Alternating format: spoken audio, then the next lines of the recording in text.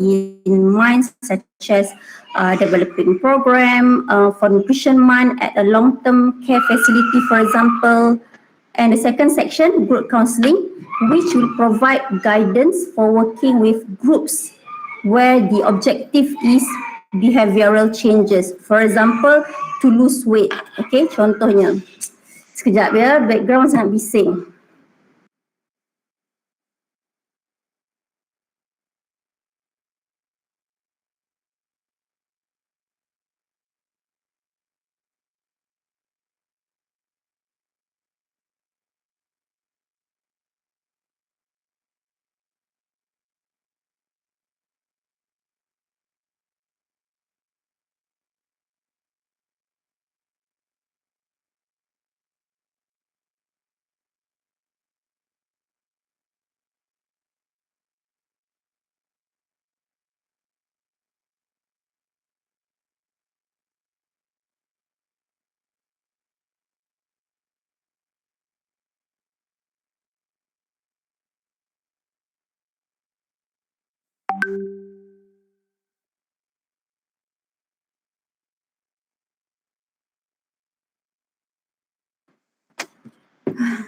Okay, sorry guys.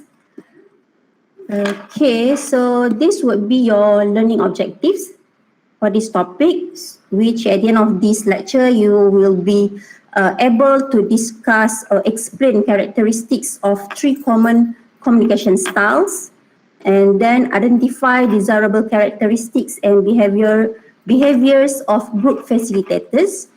And the third one, describe selected techniques for organizing a group meeting and explain the advantages and disadvantages of group counselling. Okay, so communication styles.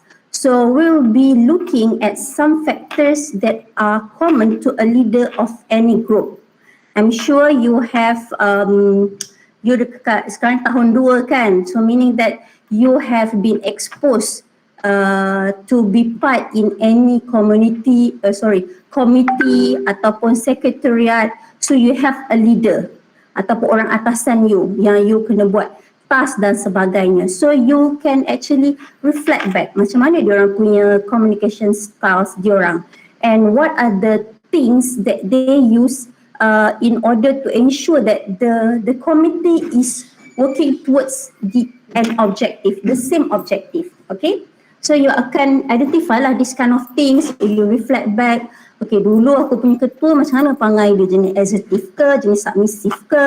Okay, and but in this lecture we are going to learn about specifically for group counselling. Okay, because this is important to ensure that you will lead group counselling. Okay, dan juga in order to get to gain trust from your potential clients, you need to have your own style as a leader. Okay, and then you also need to be wise in using certain questions yang mana ia memberikan manfaat untuk ensure that the group berjalan mengikut apa objektif utama dia. Okay, so no matter what type of group you are working with, knowledge on communication styles and understanding the impact they have on others will help you to be an effective group leader. So as presented here, there are 3 types of communication styles which you are likely to encounter along the way. So you can see here submissive, assertive and aggressive. So both submissive and aggressive styles provide challenges and require certain ways to work with these styles. So the most effective style for leading a group is assertive communication style. But this type of style is the least that most people practice on actually. Okay, so contohnya kita kat sini adalah submissive style. Okay, so this style is about pleasing other people and avoiding conflict. So a submissive person behaves as if other people's needs are more important and other people have more rights and more to contribute. So certain sentence that might be voicing out, like contohnya, oh, it's nothing really, okay, or that's alright, I didn't want it anymore. Ataupun bila dalam satu group counselling tu, kita dah ada dah objektif apa nak buat, tapi dalam masa sama kita kena ensure that the clients pun work together towards that objective. Tapi akan ada challenges ni bila mana you dah belajarkan before this kan, cultural differences contohnya. So bila keadaan begitu jadi, submissive style ni dia akan macam, okay, it's okay, you choose, anything will be fine. Sebab dia tak nak ada konflik. Dia just nak pleasekan orang lain saja. But that's not the right style to practice on. But in certain situation, it might be. Okay. So what happened is that people or the clients that were under you akan rasa frustrated lah, ataupun dia akan rasa guilty, ataupun dia akan rasa saya tak tahu nak buat apa. Dia tak tahu apa decision, apa cara yang dia boleh lakukan, and somehow bila you pakaikan this kind of style, ia akan menyebabkan certain people will take advantage on you because knowing that you cannot make a decision, right? And the second one, which is aggressive. So aggressive is a mode of communication and behavior where one express their feelings, needs and rights without regard or respect for the needs, rights and feelings of others. Okay, for example, contohnya lah, ada sesuatu, you working together dalam satu group, lepas tu ada berlakunya sedikit masalah, a glitch. Okay, so senang je. Seorang ketua, dia just cakap, it's all your fault, not my fault. Okay, dia just serahkan kepada you, kesalahan tu semua adalah atas bebanan you. Ataupun dia bersikap sangat agresif yang mana, okay, let's do it on my way. Okay, this is my way. So all of you have to follow what I want to be, what I want you to be. Okay, so this is not a right style that you should be. Okay, but the best one adalah assertive. Assertive communication is born of high self-esteem. So this is the healthiest and most effective style of communication. Okay, so it has a sweet spot between being too aggressive and being too passive. When we are assertive, so we have the confidence to communicate without resorting to games or being manipulated. So kita tahu kita punya limit and we don't allow ourselves to be pushed beyond the limit just because orang lain nakkan benda tu jadi begitu, ataupun orang lain nakkan sesuatu daripada kita. So kita tahu kita punya limit. Okay, so here are the examples of assertive communication. For example, okay, I completely understand what you are saying, but I have to disagree. So you nampak dekat situ, dia cuba untuk memahami, iaitu dia cuba mengikut submissive, tetapi dia ada his own say. But I have to disagree with this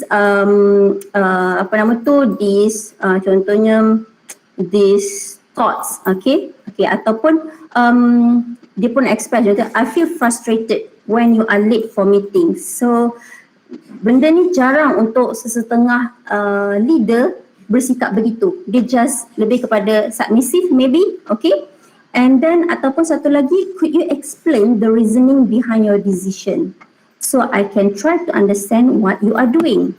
So kat situ dia nampak dia cuba untuk negotiate, dalam masa yang sama dia nakkan apa yang sebenarnya berlaku. So dia bersikap tegas di situ. Okay, so this is a good style of communication. Alright, so whether you are facilitating a group toward a common goal or conducting a group counselling intervention, having an arsenal of effective questions and knowing when to use them is really essential. So using appropriate questions can help a group on task and moving toward the desired goal. So we will explore types of questions and their significance in applying them in group interventions. So there are various types of questions, and the ones you choose depend on the objectives. So by selecting an appropriate question, so you want your questions to meet the needs of the group, to help elucidate the matters under discussion and to promote participation from the clients. Okay, so facilitator will choose the content and the focus of a question by evaluating what is needed to move a discussion forward.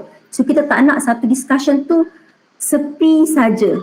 Tak ada siapa yang tolong guidekan the discussion because kita ada objektif. Contohnya group you adalah untuk membantu turunkan berat badan. Okay, so we all know the weight loss journey is really hard, but you are there to facilitate the group supaya mereka mencapai objektif mereka untuk turunkan berat badan. Okay, but somehow akan ada challenges along the way yang mana macam-macam lah faktor individual, faktor persekitaran, faktor psikologi. Jadi dia rasa malu untuk nak express. So facilitator perlu untuk memastikan the group is moving forward. So by offering a set of question yang berguna and to encourage participation from the clients. Okay. Dan juga there are certain situation the clients ataupun the members might be stuck at few times because mereka tak ada knowledge, they have inadequate knowledge. So in that case, the need for questions seeking facts or clarification of concepts like factual questions as written here. Contohnya these factual questions you nak tahu, okay, to assist you in obtaining additional details which will likely to provide answers to one of the 5 W's: who, what, when, where and why. So these 5 types of questions perlu untuk you tahu to ensure that apa yang sebenarnya berlaku dalam sesuatu klien itu yang menyebabkan dia sukar untuk turunkan berat badan. Okay, contohnya lah kan. Okay, and then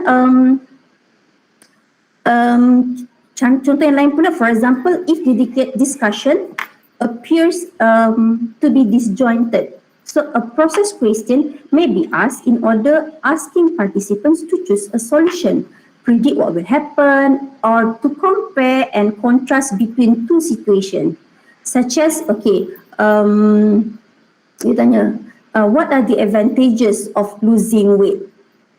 So at least kita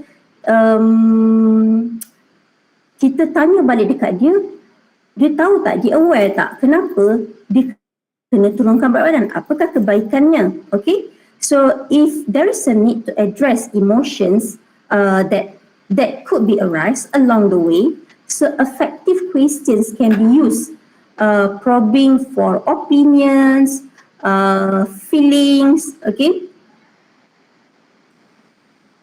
or attitudes, such as contohnya, how do you feel about yourself? So these are the types of examples of categories of questions that you might be using along the way. Contohnya saya katakan, okay, for example, justifying questions. So it will help in challenging previous procedures and encourage giving considerations to new ones. Okay, contohnya, okay, kalau dia kata, okay, next session kita akan jumpa pada tarikh sekian-sekian. Tapi that particular person kata, oh saya tak dapat hadir pada tarikh sekian, saya ada hal bla bla bla bla. And okay, how about if we schedule the event on the weekend rather than in weekdays, so that you have time and you can participate in this group counselling. Okay, ataupun theoretical questions, so which will help to introduce another ideas or redirect the flow of the discussion. For example, you nak tahu dekat dia, explain the difference between butter and margarine. So daripada situ dia pun cakap sikit-sikit. So it might be wrong contohnya. So dekat situ you betulkan balik the knowledge. Sekejap ya.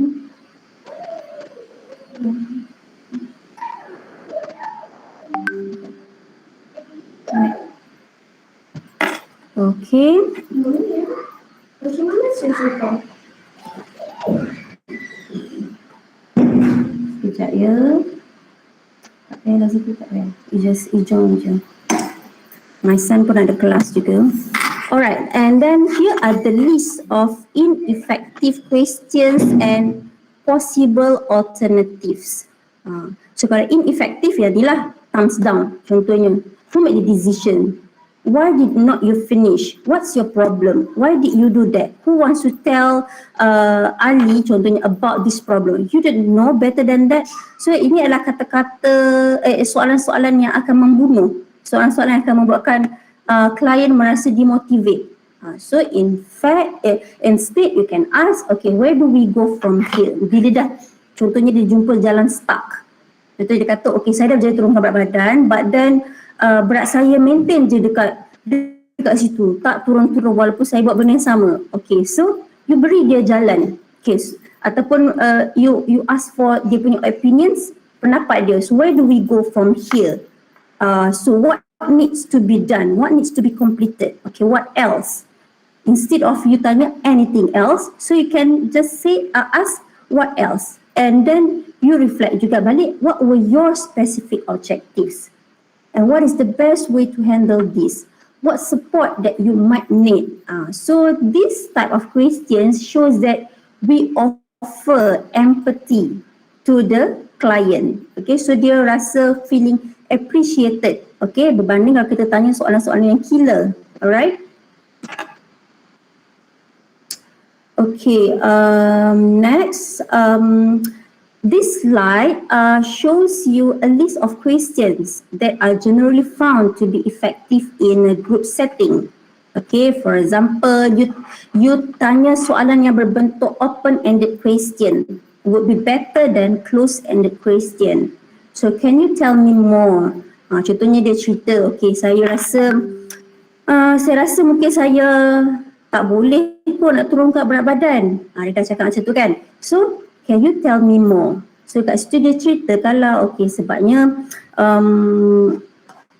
saya dah cuba tapi semuanya tak berjalan. So daripada situ akan lead to another series of questions. So from there you will be knowing apa masalah dia sebenarnya yang membuatkan dia rasa demotivated, membuatkan dia rasa confidence level dia very low, dia tak mampu nak buat, okay? Ataupun contoh yang lain pula, contohnya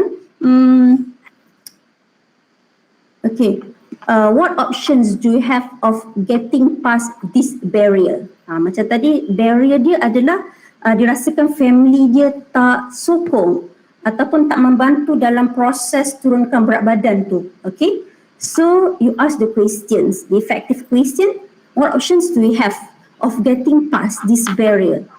So daripada situ dia akan mula berfikir, what would be the possible options or possible alternatives that will help him to lose weight and dengan mendapat dalam proses untuk mendapatkan bantuan daripada ahli keluarga sekeliling. Okay, alright. Okay, next adalah facilitating groups. So you will be going to learn on what is facilitating group, what factors need to be considered beforehand, what are the characteristics a facilitator should have, what would be the strategies for decision making and problem solving, and how to manage a meeting. So ini adalah penting. A part of you have this communication style yang mana being an assertive, tetapi kalau you tak tahu to facilitate a group, so that will be pointless juga. Okay, and so these are the characteristics of good facilitator. Okay, So the word facilitate is actually derived from facile. So it's a French word which means to enable, to make easy. So however, getting a group to work together effectively is not always easy because each of the team members might have their own differences, their own problems, their own restraints, okay, yang mungkin akan menjadi masalah untuk memastikan objektif group counselling itu berjalan lancar. So it is the role of a facilitator to use his knowledge to process, to provide structure, allow the group to remain focused sepanjang proses, okay, on the content and to work effectively to bring about the outcomes yang diperlukan. Okay, so the first one, of course, actively listen and observe. So apabila dalam satu group tu dia akan bercerita, so you kena dengar dengan aktif dan juga observe, bukan sekadar dengar sambil tengok handphone, sambil tengok sana sini. So this is not the right way of a facilitator because from there you might be able to detect what would be the problem of that particular team member. Apa yang membuatkan maybe dia rasa dia tak boleh teruskan ataupun mungkin dia ada problem tertentu yang bila dia bercerita tu indirectly she is telling you that she's having the problem. Okay, this is my problem tapi saya tak nak cakap directly. Okay, and then contoh yang lain, contohnya ask probing questions. So macam saya katakan tadi, being a dietitian, before this I pernah mention kan, being a dietitian meaning that you kena jadi a little bit nosy. So nosy tu maksudnya you kena tanyalah, you kena bijak untuk tanya soalan-soalan yang berbentuk probing untuk menyiasat apa yang sebenarnya, apa yang dia cuba nak sembunyikan. Kadang-kadang for some people, even ourselves lah kan, contohnya kan bila orang tanya ni makan apa semalam? Sebenarnya semalam kita dah makan McD, tapi sebab kita ni belajar dietetik, malu nak cerita ke orang kita makan McD, betul? Tapi so kita tend to hide what is the actual yang berlaku. Begitu juga dengan orang luar, especially kalau orang yang nak aim untuk turunkan berat badan, they have quite a low self confidence, yang mana dia rasa malu, dia rasa tak nak share benda-benda ni semua, dia rasa orang judge dia. Jadi you kena bijak untuk tanya soalan probing untuk tahu what is the actual, what is actually happening. Okay, and then you need to have the energy to energize the group. You kena lah jadi aktif, proaktif. Kalau you pun lemah, lembik je macam tu, macam mana you nak menggerakkan satu group? Okay, mereka depend on you. Okay, kadang-kadang each of the team members pun comes from different backgrounds, comes from different education background. Kalau yang betul-betul tahu segala benda, dia tahu segala fakta, nak turunkan berat badan, kira kalori, dan juga ada pula jenis team member yang sebenarnya tak tahu apa-apa. So dia datang, dia memang nak belajar. So kadang-kadang you akan nampak golongan yang tak tahu apa-apa ni, apabila ada golongan yang terlebih tahu ni, dia akan overrule the group. Okay, so golongan yang kurang tahu apa-apa ni, dia akan jadi pesimis lah, dia akan jadi rendah diri. So kita tak nak group yang golongan yang belum ada knowledge ini merasa terabai. So merasa terabai, rasa macam tak bersemangat untuk pergi ke group counselling sebab ada orang yang lebih bagus daripada diorang. So you need to have the energy to ensure that the whole team members mempunyai energi yang sama juga. Okay, and then being assertive, knows a variety of techniques. Contohnya kalau jumpa patient yang jenis denial pun masalah juga, ataupun jumpa patient yang jenis pemalu ataupun dipanggil introvert pun masalah juga kalau dalam group counselling. Kalau ada golongan yang introvert, sebabnya dia susah nak express apa yang ada dalam hati dia, dalam jiwa dia. Walhal it is a group counselling, so semua orang kena bersuara juga sebenarnya. And then you need to show respect and empathy, appears honest and fair, accessible, orang tanya soalan, orang orang tanya soalan, orang menceritakan masalah, so you mudah untuk orang nak contact, and then things quickly, being flexible and also humor. So tak bolehlah jadikan satu group counselling itu something yang boring, tak ada lawak ke apa ke kan, jadi benda tu akan jadi so dry, right? And then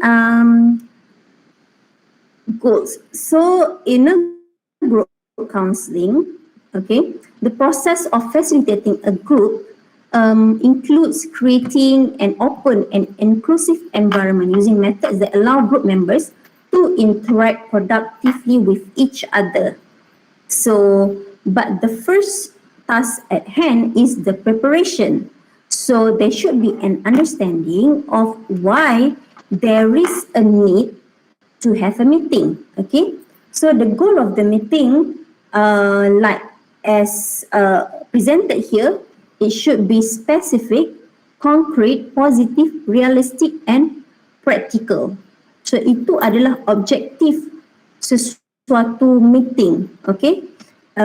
So that semua team members nampak apa sebenarnya mereka nak capai, apa yang sebenarnya mereka perlu bekerjasama untuk mencapai the goals, okay?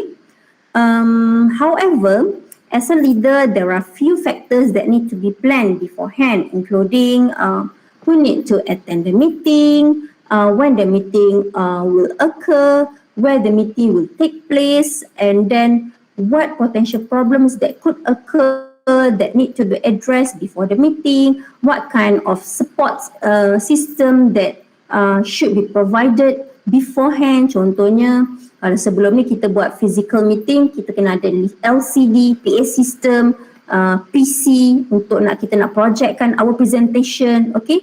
And then identify support roles, for example minute taker, timekeeper, okay? Tapi now kita buat everything through virtual, so yang penting perlu ada stable internet connection. You will be able to record the meeting throughout the meeting. So these are the things that you need to prepare beforehand, okay? And then there are a number of intervention possibilities depending on desired outcomes. So these are the reviews which will be useful strategies for decision making and problem solving, okay? So these types yang kita boleh, ataupun kalau you biasa pergi any bengkel kan, atau workshop, kadang-kadang mereka ada practice kan this kind of decision making and problem solving. So as a facilitator, you perlu tahu these strategies, apa cara yang nak gunakan dalam your own group. Contohnya pair share, benda ni quite common, iaitu contohnya satu bengkel, okay, okay, sekarang ni kita akan bagi task, so semua dipinta untuk bekerja dalam pasangan, cari pasangan masing-masing, okay? So sebenarnya dia ada satu workshop yang besar, ramai orang, tapi sebabkan kita nak kan memudahkan apa nama tu, kita nak apa tu, to ensure that all participants would share their thoughts, would discuss about their feelings, okay, about a particular topic, okay, with someone, okay. Kalau dalam satu group yang besar mungkin malu untuk share, but in a pair group, a pair share, so it will be easier, alright. So when the topic is open for general discussions, the feedbacks are likely to be more concise and coherent after sharing with smaller groups. Okay, corners. It works well with a group when there are distinct tasks that need to be addressed. So participants are allowed to choose their task. So biasanya you dah ada a list of tasks. So akan ada satu group besar ni dia bagi pada group kecil untuk work on different tasks. Lepas tu nanti dia akan presentkan apakah dia. Alright. And then another one, orate, which means it is a progression of question that takes the group through 4 constructive stages: objective, reflective, interpretive and decisional. So the FACE asks problem questions that follow the natural sequence people generally use to contemplate an issue. So this whole process is useful for reflecting on experience and invites a variety of perspectives in a non-confrontational manner. So biasanya audit ni adalah untuk komiti yang besar ataupun task force yang besar yang mana masing-masing ada their own expertise. Okay, so bila diorang memberikan satu-satu jenis topik, so they want to know what will be the thoughts from the experts ni, yang mana akan of that whole program is achieved, okay, despite of these problems yang berlaku along the way, okay. And then consensus, it is a method for making good decisions by encouraging members to share their thoughts, feelings and suggestions. So the facilitator need to lead the group through 4 stages. But first, gathering diverse points of view, building a shared framework of understanding, developing inclusive solutions and reaching a closure.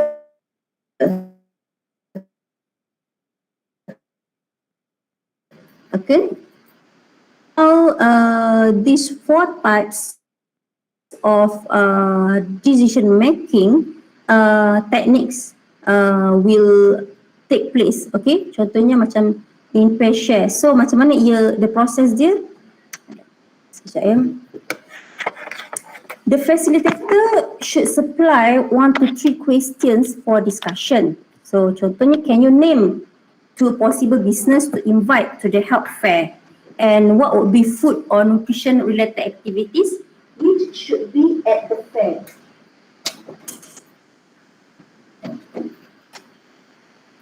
Alright, and then participants should be asked to work with a partner to formulate the answers. So after an appropriate time period, ask the participants to share their ideas with the group. So kalau corners pula, biasanya they will post the name of each task in a corner of the room. Okay, so participants are asked to consider what part of the project that might be interest them most. So individuals ni akan bergerak to their desired task corner. So at each corner, there will be a specific question to address related to the task. So after corner discussions, contohnya dalam satu corner tu ada 3-4 orang. Okay, so discuss among each other about that specific questions.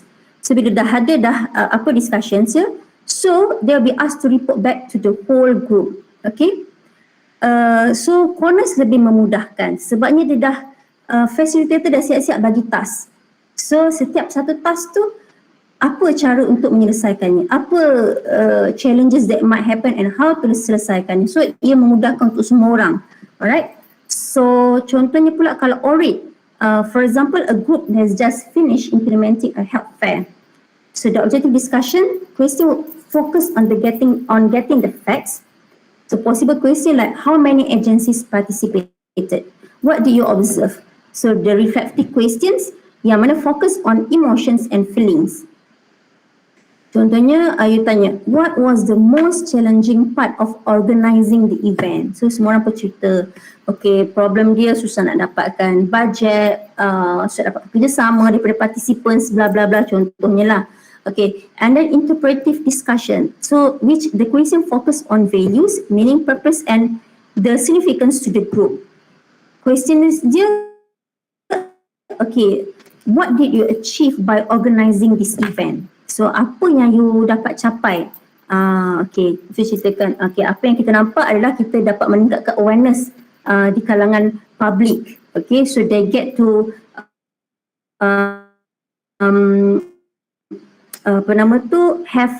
kita punya objektif kita dah mencapai lah sebenarnya untuk memberikan awareness dan juga knowledge kepada possible public. Okay, and then the last one, decisional discussion, which the question focus on making a good decision or personal response to the experience. So kita tanya pula, so do you think that we should organize a health fair next year? Untuk tahu apakah persetujuan daripada the secretary, the team members, adakah mereka setuju untuk adakan sekali lagi berdasarkan apa yang kita dah buat tu, kita dah buat the health fair tu, adakah ianya successful, apakah problem kita lalui. So would you want to do it again next year? Okay. And the last one is consensus, which you explain the purpose of the discussion, you review the values important to a good group discussion, explain that the goal is to reach an acceptable agreement, repeat purpose of the discussion. So ask for someone to start the discussion. Who would like to begin? So after the discussion, the group comes to a consensus agreeing on a course of action. Okay. So consensus ni kebiasaannya digunakan untuk satu task force yang besar. Contohnya ya, task force to task force yang besar, contohnya kita nak advocate the public on practicing healthy cafeteria at schools. So kita akan ada a bunch of people from various stakeholders yang mana kita akan tanya pada mereka apa goal and then purpose. So at the end of the day kita ada satu consensus. Okay, in order to ensure that we be able to design a healthy cafeteria at schools or universities, so these are the things that we should do. Okay, so ini adalah contoh-contohnya lah. Alright, and then group management. So now we will look through factors to consider at the beginning, middle and end of a group meeting. So at the beginning of a meeting, there are some factors to consider to encourage openness and trust. Okay, so you may want to use icebreaker, especially when you are leading a group of people who do not know each other. Dia orang tak kenal sesama mereka. So kita tak nak group counselling tu menjadi hamba lah, because masing-masing tak kenal orang kiri kanan, tapi you expect them untuk ceritakan apa masalah mereka. So it might be awkward, right? And then from this way, bila ada icebreaker ni, you be able to dispel the anxiety that develop among them, help the participants to get to know each other and possibly find areas of commonality.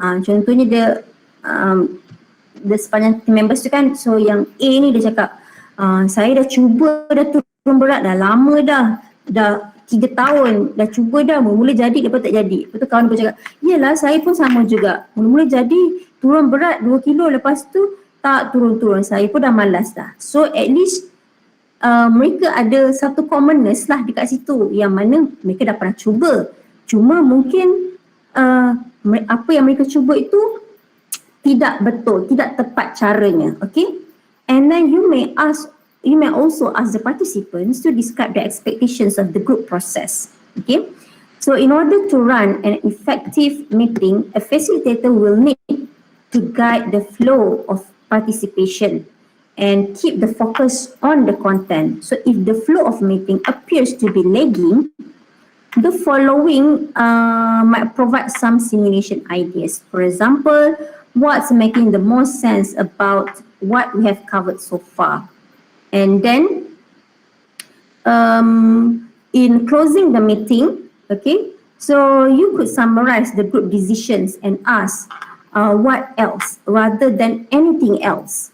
Okay, and kadang-kadang juga sepanjang meeting tu silence could happen, tiba-tiba senyap je, bila tanya soalan pun semua senyap je, and it is quite long enough. So somehow someone should take the initiative to begin a discussion.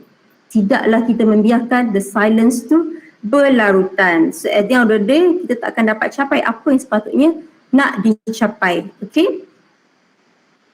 Okay. And then kita pun akan tanya juga what's next. So we review the plans for the future. Contohnya, okay, so kita dah ada summarize apa yang berlaku during the meeting, okay, and then kita katakan, okay, so next kita perlu berjumpa, tetapi apa yang kita nak buat untuk next perjumpaan. So kita nak review balik plan tu, adakah mereka comply, adakah mereka follow, adakah mereka ada tak changes dari segi cara pemakanan mereka, behavioral change dan sebagainya. And then kita set time and date for the next meeting. And we thank the group for their participation and congratulate them for their achievement. So it is an achievement for them. Yang paling penting iaitu achievement dia tak semestinya mereka berjaya turun berat badan untuk the first second meeting, tapi yang penting bila mereka mampu untuk share the thoughts, share their feelings, share their problems, being open, itu yang paling penting. So that is an achievement too actually. And then lastly, we do follow up. So it depends on the composition and purpose of the meeting. So what you can do adalah maintain contact with members through websites or emails. We review the accomplishments and concerns of the meetings with colleagues. Write thank you notes if appropriate. Provide minutes of the meeting to participants and provide information about the meeting to people who are absent. So these are the things that you can do for good main group management. Okay, during the first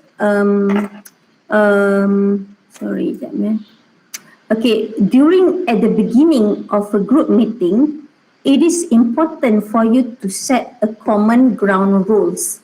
Ianya perlu supaya semua participant tu faham apakah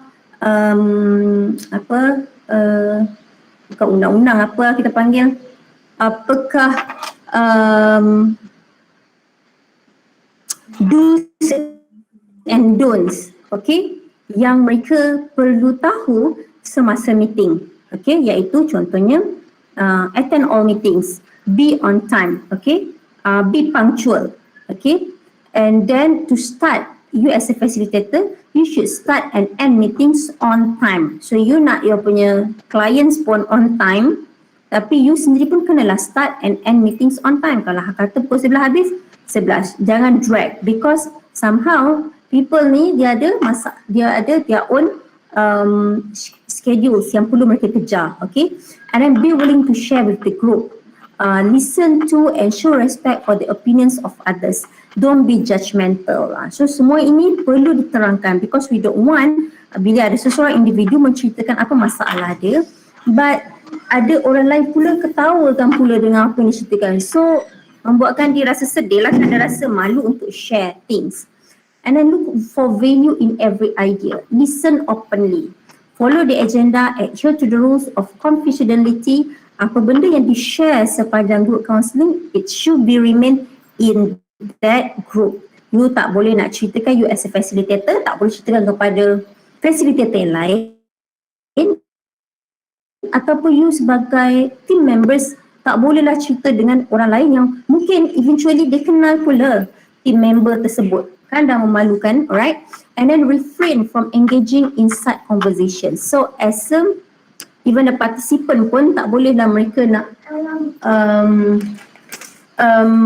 side to any conversation. So yang mana ia mungkin akan create conflict, okay? And turn off cell phones. Okay. Alright. So next, these are the strategies to guide participation and flow of content during the meeting. Okay. Apa dia tak keluar ya kat sini? Supposedly dia keluar di sini. I don't know kenapa dia tak keluar. Okay, so these are the strategies, okay, to guide participation and flow of the content. So dia ada pelbagai strategi, iaitu sebagai contohnya paraphrasing. So yang mana kita nak highlightkan important point that may need clarification. Okay, contohnya, okay, dia dah berceritalah apa masalah dia. So you pun paraphrase balik apa yang disebut tu, because you need some clarification, okay? Clarify balik apa yang you faham tu betul ke? Ataupun apa yang you faham tu tak sama dengan apa yang dia cuba nak sampaikan. Contohnya what I hear you are saying is, you actually avoid any types of animal fats, okay? And so you pun end with, does that correctly reflect what you express? Contohnya kata, what I hear you saying is you avoid animal fats because you don't want to have high intake of saturated fats. Okay, so you should end with, does that correctly reflect what you express? Okay, and then contohnya you drawing people out, iaitu if an Meanwhile, individual these are strategies to guide participation.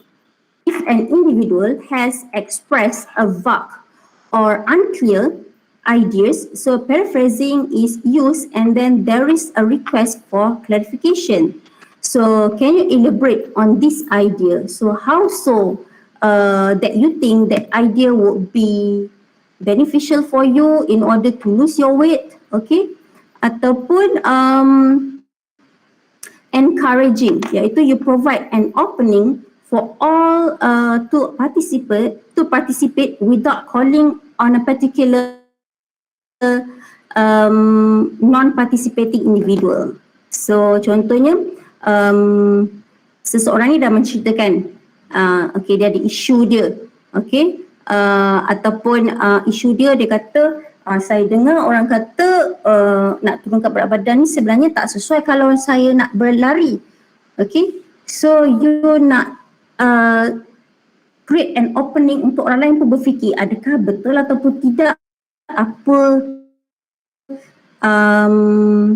yang being raised from that particular member. So you can ask that, contohnya, has this issue raised any questions anyone?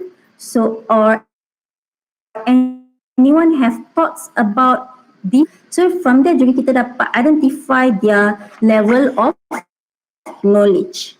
Okay, and contohnya pula balancing. By asking for additional opinions, individuals are encouraged to express their thoughts. For example, so far we have heard from two people who believe that we should try to limit the intake of processed food, okay, in order to limit the intake of salt, for example. So are there additional viewpoints we should consider from anyone? Okay, so this contohnya lah, okay.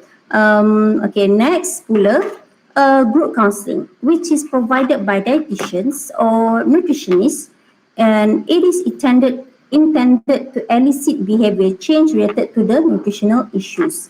So your job is to provide a group atmosphere that encourage curiosity, exploration and consideration of behavior modification alternatives. For example, there are studies done about weight loss, okay? So from that study, it found out that a weight loss program that begin by asking individuals a preference for individual or group counselling, they say that individuals who express preference to have group counselling, okay, produce greater weight losses compared to individuals yang merasakan, okay, individual counselling yang lebih mereka nakkan. So sebenarnya group counselling tu banyak dia punya benefits dia, right? Okay, I'm sorry. So the group process. So in general, there are three categorizations for how group therapy is organized and functions. The first, by limiting the sets on the duration of the group, by the focus of the group, by the way group members are selected. Okay, so it involves a relationship between group members as well as with the therapist or the counselor. So groups can have participants with same or different diagnoses or issues, okay? And it may be a closed or an open group, okay?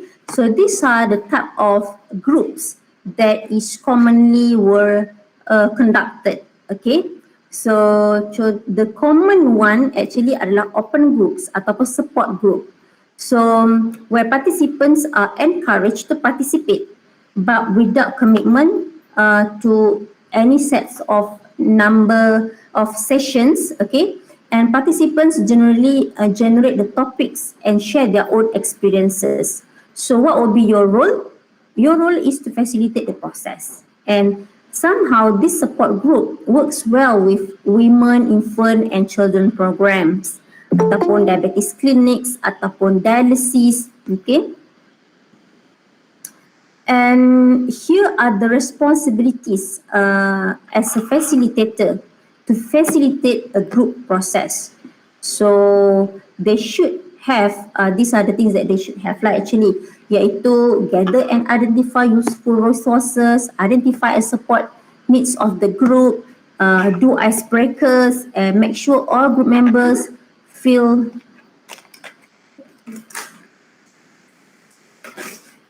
safe and arrange a comfortable room, keep discussion on track,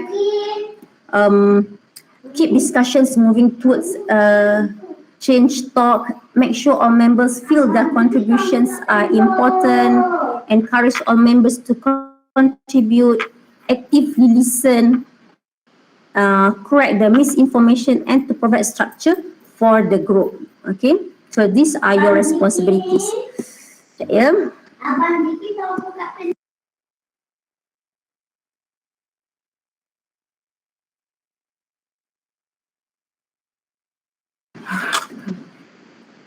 Okay, and these are the advantages of group counselling. So setiap for every technique ataupun for every types of counselling, dia akan ada their own pros and cons. Okay, so kalau prosnya, kita tengok kat sini, they offer emotional support. So yang mana the groups counselling help clients feel as if they are not alone in dealing with their nutritional concerns. So by sharing experiences with others who really know what it is like can offer a great deal of emotional support. Somehow contohnya kan orang yang nak turunkan berat badan, dia cerita kat you, saya rasa susahlah nak turunkan berat badan ni. But being you yang mungkin tak ada masalah dengan turun berat badan, you tak akan rasa it would be a problem. You akan kata itu semua alasan je. Tapi bilanya ada group counselling begini with the same nutritional problems and they express their feelings, their problems, so ia memberikan satu rasa being accepted, being heard, dan you are in the same shoes with everyone, yang mana mereka pun ada masalah, bukan you seorang je yang deal with problem untuk turun ke berat badan. Okay, so you feel accepted and special. Okay, and then group problem solving, yang mana participants motivate each other to change as they will share their coping strategies and solve the problem together. So maksudnya bila ada orang tu kata saya dah turun berat badan, mula saya dapat turun 3 kilo, lepas tu statik je tak turun-turun. So yang lain pun cakap, saya pun dulu macam tu juga. So apa yang saya buat adalah saya perbagaikan apa yang saya makan, tak ada stick pada satu-satu jenis makanan sebelum ni. And then juga saya perbagaikan saya punya senaman saya. So it will give some idea and motivate the other participants untuk sebenarnya benda ni common, so this is how we should do. Okay, and then you will be sharing ideas and generate suggestions as well. And the third one, modeling effect. So participants learn from others by observing the accomplishments of others with similar problems. So by observing and taking part in behavior changes of others who are experiencing similar problems, so all group members are likely to feel hopeful for themselves. So ia memberikan macam dia tengok kawan dia, kawan dia pun ada masalah yang sama, pun mempunyai kesukaran yang sama, tapi look what they are now. Dia berjaya turunkan 10% daripada berat asal dia. So kita akan they tend to model lah untuk that would be my role model. Saya boleh buat, kalau dia boleh buat meaning saya pun boleh buat. Okay. And then last one, attitudinal and belief examples. So as the participants describe their attitudes and beliefs regarding the challenges and perceived failures, somehow other members tend to re-evaluate their own belief systems. So kalau selama ni dia berfikiran, okay, untuk turunkan berat badan saya kena buat exercise at least 2 jam satu hari. So dia percaya kat situ. Tapi sebenarnya bila tanya dekat orang yang berpengalaman, kawan-kawan yang sama untuk turunkan berat badan, rupanya it's not actually merely from the exercise. The most important adalah you correct your own diet, iaitu behavioral changes tu yang paling penting. Alright? And the disadvantages pula, unfortunately, group counselling also presents some potential drawbacks. Contohnya kat sini, individual responsiveness. So somehow ada participants yang introvert, they have the introvert characteristics. So therefore, for this type of persons, their issues may never be addressed. Sebabnya dia introvert kan, nak bercerita, nak bercakap pun dia segan, dia malu. Jadi susahlah untuk dia punya masalah tu being voiced out and then being heard, and then susah juga untuk other members membantu dia. Alright, and then the group members' personalities. So the dynamics of a group are heavily influenced by members' individual personalities. So it is the ability of the leaders to handle domineering, macam saya katakan tadi, ada yang bersikap dominan ataupun ada yang suka demoralizing others. Bila orang tu cerita macam ni digelakkan, ataupun needy individuals yang mana asyik-asyik dia je nak kena tanya soalan, asyik-asyik dia je sikit-sikit, oh saya ada masalah macam ni, oh saya macam ni, dia saja. So which this type of person may tend to monopolize time and will impact the counselling environment for all group members. And then possibility of poor role models. So poor role models can create additional burdens for a counsellor to counteract. Contohnya, in a group counselling untuk turunkan berat badan. Okay, ada tu dia kata saya berjaya turunkan berat badan, tapi saya menggunakan suplemen macam ni. Dan memang boleh nampaklah dia turunkan berat badan, dah berani, berat badan pun cantik, dah lebih berotot. So ini akan memberikan false information to the rest of the team members. So akan memberikan satu bebanan pada counsellor pula untuk nak correct the information. And then meeting the needs of all group members. So various needs of participants from different backgrounds like ethnic, age, gender and specific health problems can be challenging. So limited opportunity to tailor an intervention for an individual participant. So kadang-kadang sukar untuk memenuhi keperluan ataupun kehendak setiap group members yang berbeza-beza background mereka dan berbeza-beza kesihatan mereka, tahap kesihatan mereka.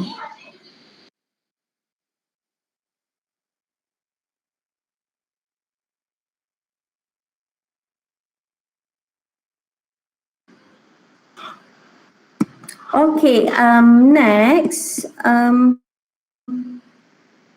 adalah stages of group counselling. So a counsellor guides a group on a journey of self-discovery and shared problem solving. So to run effective groups, it is necessary to build on skills developed for conducting individual counselling sessions. So these are the following are the 6 steps in group counselling which have been identified as important for development of cohesive and well-functioning groups. Okay, the first one, which is establish relationship. So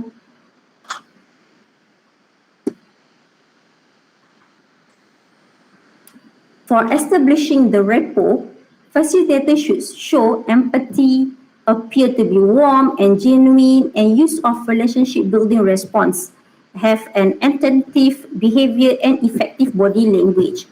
So ia akan membantu untuk mendapatkan trust daripada the whole team members. Okay, and the facilitator also need to always radiate positive energy to stay focused along the process, to create open expression and conducive environment, and somehow, like I said earlier, to set ground rules. So it is either by having a written copy of signed guidelines, or by having an informal discussion among the participants and the facilitator. Okay. So next,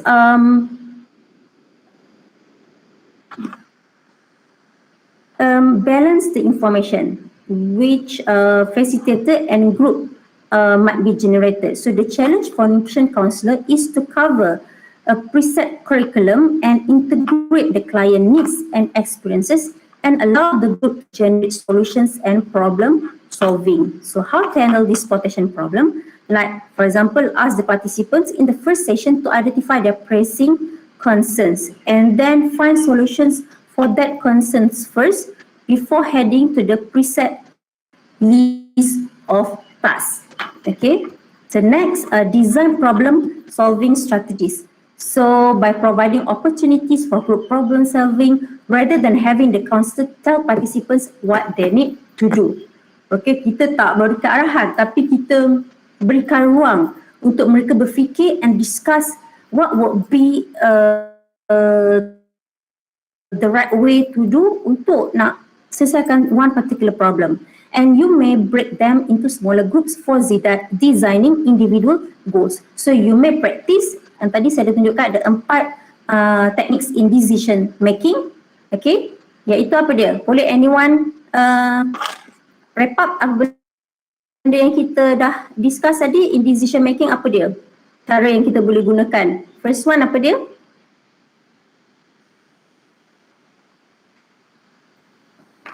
Hai, saya tak bercakap seorang kan? Pair share. Okay, pair share. Good. Amira, lagi? Corner. Corners. Good. Audit. Lagi? Audit. So, audit to stand for what? Objective, Objective, interpretive, and decision. Decisional. Okay, very good. Last one? consensus. Consensus. So these are the 4 techniques that you can do, you can conduct to your participants. Okay, so supaya mereka berfikir apa cara yang terbaik, apa alternatif yang ada, apa solution yang terbaik, okay, untuk mereka. Alright, and then at this session 2, many interactive educational activities can be conducted untuk membuatkan ianya tidaklah dry semata-mata, tidaklah hanya berjumpa saja, tapi some activities, contohnya you buat, okay, how about, okay, in 2 weeks time kita akan buat yoga exercise bersama-sama di Tasik Titiwangsa, for example.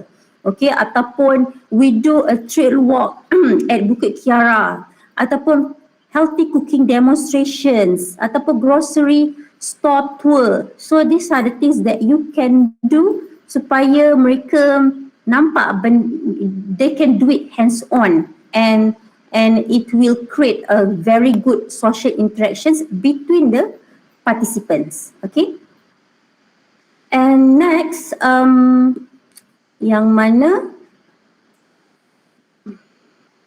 so in previous step, the group work as a whole to problem solving or develop new strategies.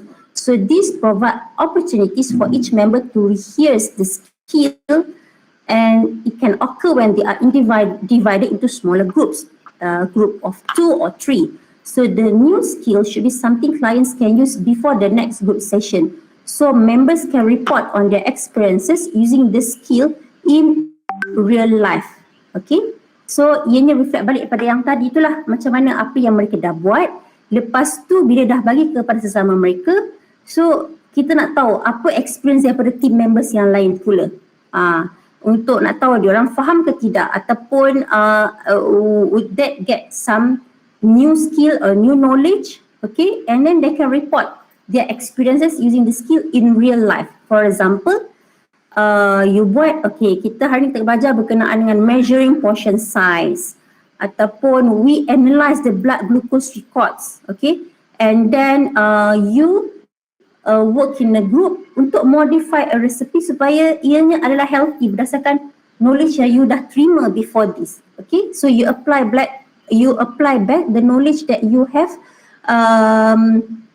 and you have experience ataupun you have learned. Okay, and then next, use positive role models and pacing for motivation factors, iaitu successful members will inspire others to follow the example and stay in the group.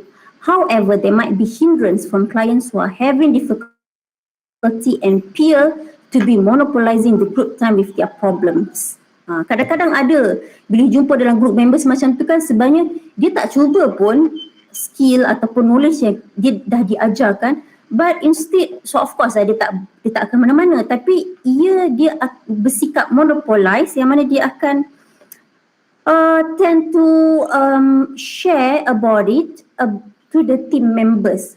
So ia akan menyebabkan team members yang lain pun akan ada mengalami masalah ataupun rasa lah aku buat macam ni, tengok tak jadi pun macam tu, tak jadi pun yang sepatutnya, tak turun pun berat badan. Okay, and counselor needs to block them from disrupting the group process. So counselor perlu bijak untuk tackle the problem, untuk membetulkan keadaan, okay, and focus only the bad behavior, not the person. So you cannot attack the person, you hanya attacking the bad behavior, you correcting the bad behavior. Okay, encik tak boleh buat begini, kita bekerja bersama dalam satu grup untuk mencapai satu objektif.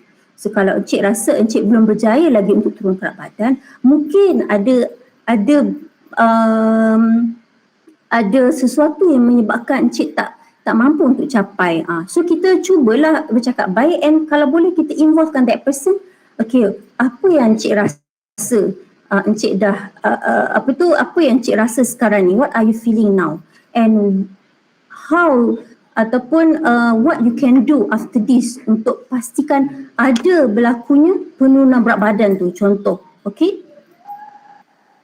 And if necessary, the counsellor should tell the client to stay after session to receive personal attention. Okay, and then next adalah evaluation and feedback. So throughout the counselling process, after trying out a new activity or strategy, Astaghfirullahalazim.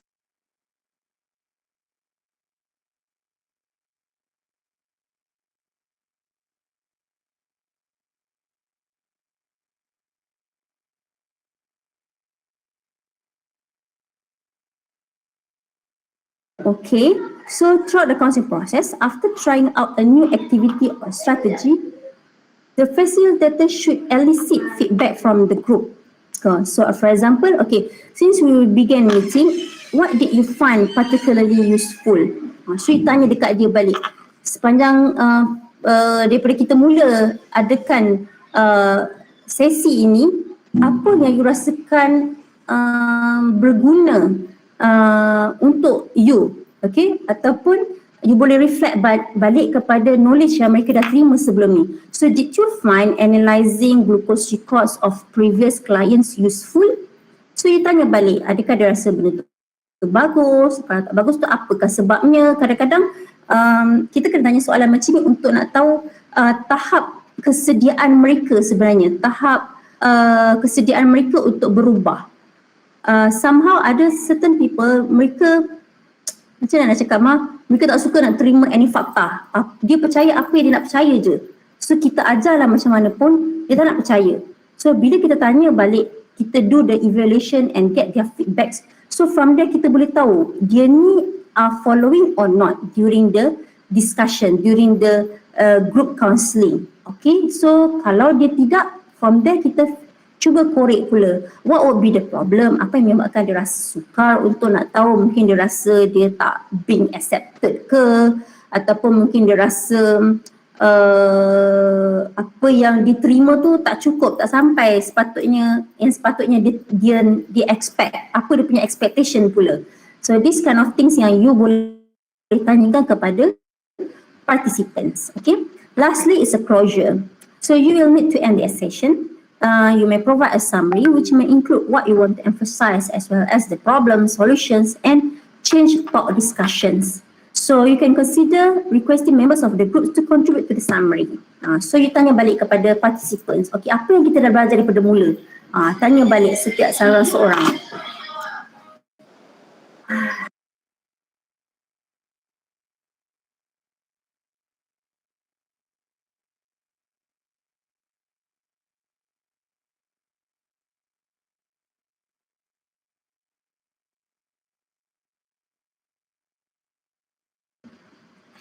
Sorry lah, terlampau banyak sangat gangguan.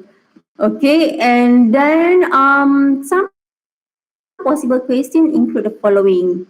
Like, what has made the greatest impact on you from the time we have spent together today? What do you think has benefited you the most from our meeting today? What strategies have you learned here that you can picture using? So before the last meeting, acknowledge and honor accomplishments of the individuals. So mereka akan rasa dihargai, mereka akan rasa okay, walaupun turunan berat badan saya tak adalah banyak, tapi bila orang puji kan, so dia akan jadi bersemangat untuk berusaha lebih untuk turunkan berat badan. Okay, and then you may also ask the members to either write or think about their journey of change and address the next chapter of the journey in their story, like what they plan to do to continue the new behaviors and possibly include some additional healthy changes. Okay, and summarize the evolution of the group and ask participants to share their story. So ia akan memberi to ignite motivation ataupun trigger factor to everyone dalam group members tu bahawa kalau dia boleh turun lebih berat badan, kenapa tidak saya? Okay, ataupun okay, betul lah, maksudnya cara tu saya tak cuba lagi tu, so it's good, I should try that way, mungkin boleh membantu saya untuk turun berat badan. So somehow ia akan berikan some motivational to them.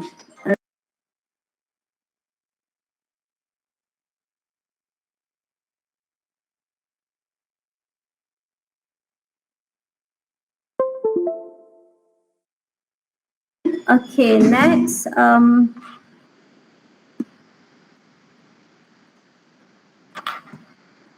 so next would be practical matters that must be handled when organizing a meeting.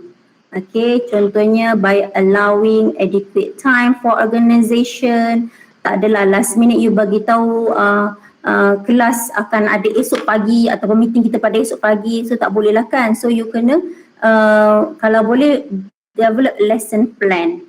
So lesson plan tu minggu pertama ni kita akan cover apa, bila, di mana, masa pukul berapa. Okay, so share to the participants. Okay, and then plan for adequate meeting time. So ia tidak boleh terlampau panjang because people will get boring, ataupun tidak boleh terlampau short yang mana tak banyak information dapat being shared. Okay, select a comfortable meeting room and location. Jangan macam saya sekarang tengah buat kelas yang mana anak saya pun tengah ada kelas, so ia memberikan satu discomfort pada you all being interrupted. Okay, and then ideal group size for closed groups is between 8 to 12 participants. Tak boleh terlampau ramai because it might be a problem for you to control the group. Okay, so 8 to 12 adalah just nice. And contemplate on collecting fees or refundable deposits before the first meeting. So somehow kadang-kadang a group counselling ataupun program yang offer fees sebenarnya ianya lebih bagus. Bukan lebih bagus dari segi memanglah semua orang sukakan yang percuma. Tetapi kadang-kadang bila ianya percuma, people tend to take advantage. Dia tak datang kelas, so dia tak follow. So at the end of the day, the objective of the program tak akan tercapai. So bila kita berikan fees ataupun bayar deposit, contohnya okay, sila bayar deposit RM100. So bila dia dapat turunkan berat badan kemudian, so ataupun dia complete the sessions, kita bayarlah balik dia deposit tu, bagi balik deposit tu, ataupun kita kenakan bayaran pada setiap sesi. So it will encourage better attendance. Okay. And then next, appraise target group needs for selecting a meeting time, consider composition issues of the potential group. Okay.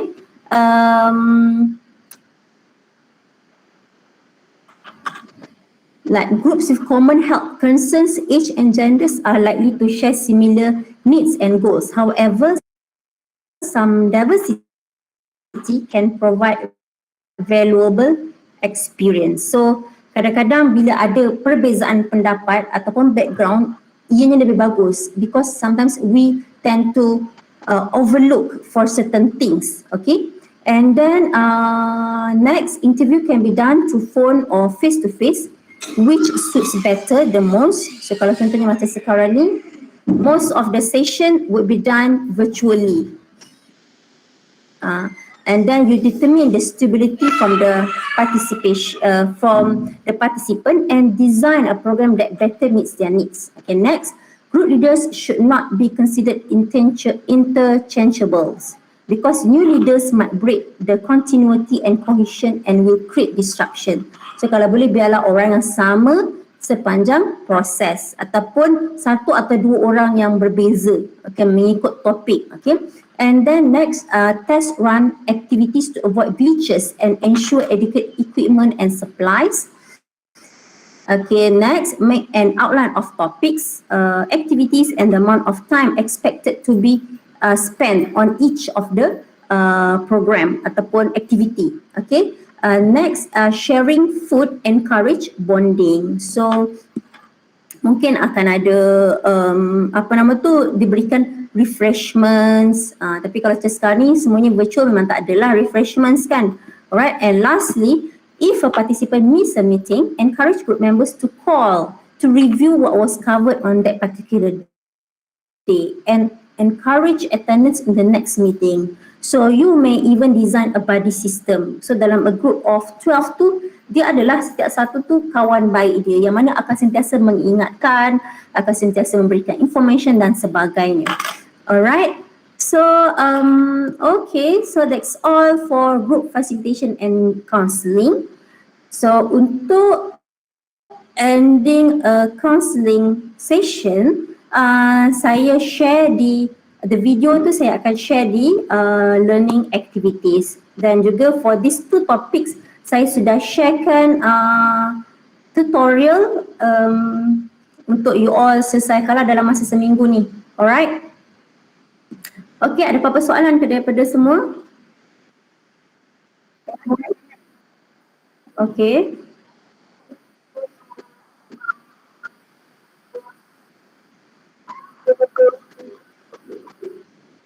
Refundable deposit. Okay, dia macam ni. Kita semua sedia maklumkan program yang free semua orang suka, betul? Semua orang macam okey lah, tak nak lah yang berbayar ni kan. Tapi kadang-kadang bila kita buat satu program tu free,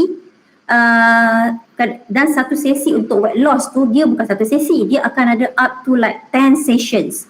So bila benda tu free, people tend to take advantage sebab dia free kan. So dia take for granted lah. So dia takkan sebab free, so dia tak datang kelas ni, so dia tak datang kelas kedua, lepas tu tak datang kelas kelima, so dia akan miss for certain information. So at the end of the day, bila benda ni jadi, ia akan cause a trouble to the facilitator because the objective of the program tak dapat dicapai. Jadi bila kita offer bayaran, sama ada fees, bayaran yuran ataupun deposit, it can be both ataupun salah satu.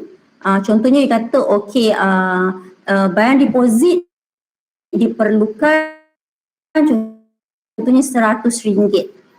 Lepas tu you kata pula ada syarat, sekiranya anda berjaya complete the 10 sessions dan 10% from the actual, so the deposit will be returned back. So at least benda tu dapat memberikan motivation factor kepada participant, right? Ataupun you berikan fees untuk throughout the sessions, ataupun sesi pertama you kena bayar berapa sekian-sekian. So you boleh juga minta mereka untuk bayar deposit earlier supaya from there dia akan rasa timbul, okay, aku kena datang, aku kena hadir this session sebab I've paid the deposit and it's not refundable.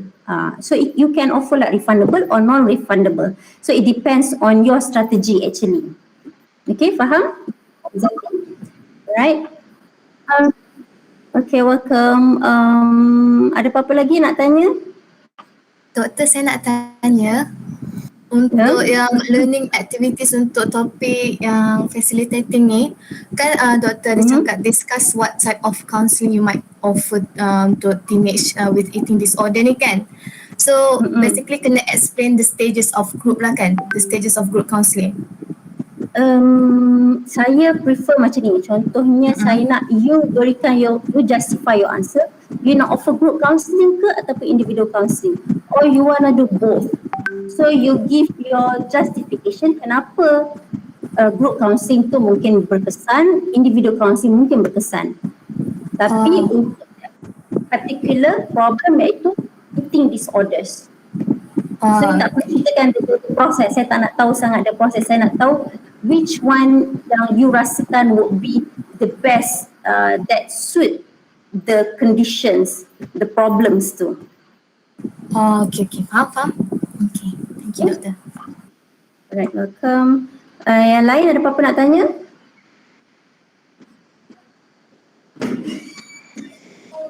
So I assume tak ada semuanya clear. So if you have anything to ask, you can always ask questions in the Telegram. Okay, so don't forget untuk click the attendance from online class. So please do so because after 15 minutes lepas tu dia tak boleh nak ni lah. Alright. Okay, so thank you very much everyone. So I'll see you next week for